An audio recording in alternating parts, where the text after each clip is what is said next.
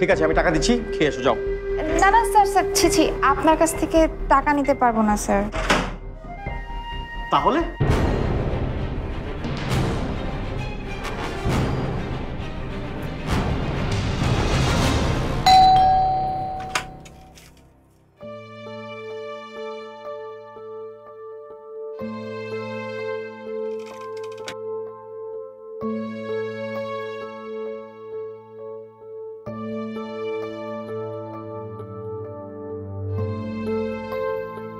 হায় হায়, আপনি তো দেখি পুরো বাজার উড়াই লই আইছেন। মাছ, মাংস, পেঁয়াজ, রসুন সবই দেখি আনছেন। কে খাইবে এত কিছু? কয়দিনই খাইবেন এত খাবার?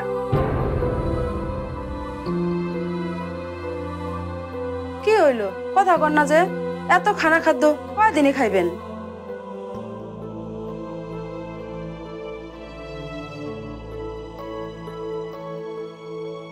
তোমাকে আজকে কিছু রাখতে হবে না। আজকে রান্নু না তো কালকে রান্ধুম। ফ্রিজে রাখুম এগুলা? না, এখানেই রাখো। কিন্তু বাইরে রাখলে তো নষ্ট হয়ে যাবো।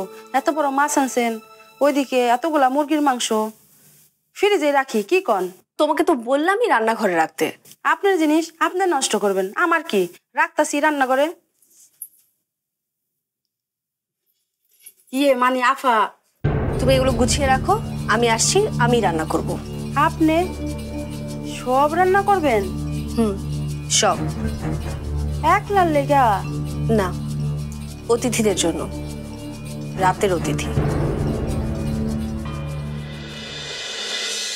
আসুন প্লিজ। ওফ, তোমরা যে মাঝে মাঝে কি করো না। তুমি যদি না হতে না, আমি জীবনও এখানে আসতাম না। জানি তো স্যার, আপনারাই তো আমার গার্জিয়ান, মানে আপনি, শাম্মী আপু।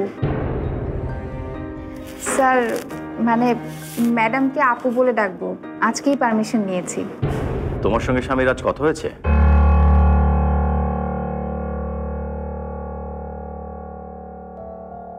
আজকে অনেক গরম তাই না স্যার? স্বামী তোমাকে কিছু বলেছে? কি ব্যাপারে স্যার?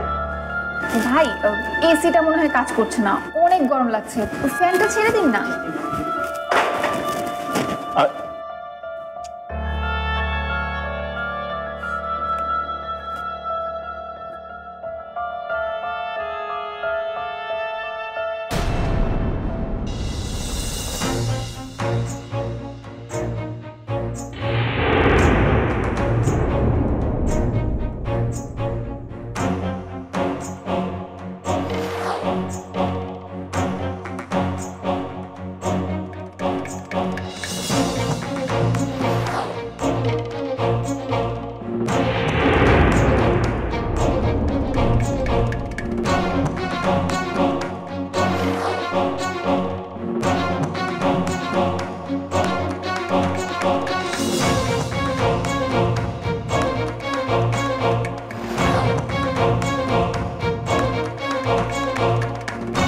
স্যার,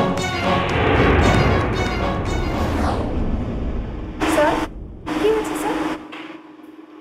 একটা ভুল হয়ে গেছে জানি।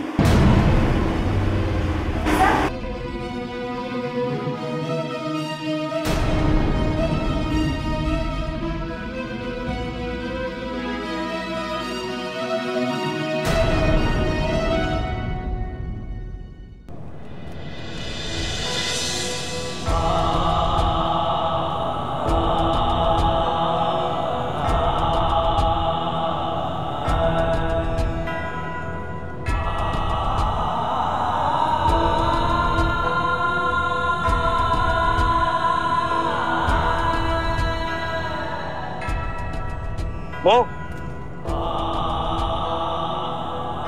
আমি জানি তুমি মৌ।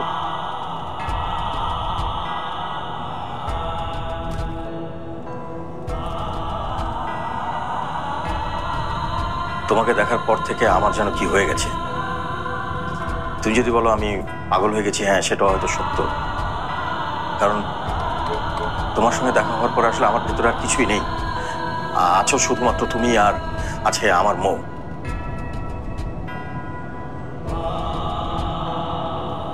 ভালোবাসার জন্য কোনো বয়স লাগে না স্যার। এই গোলাপ হচ্ছে ভালো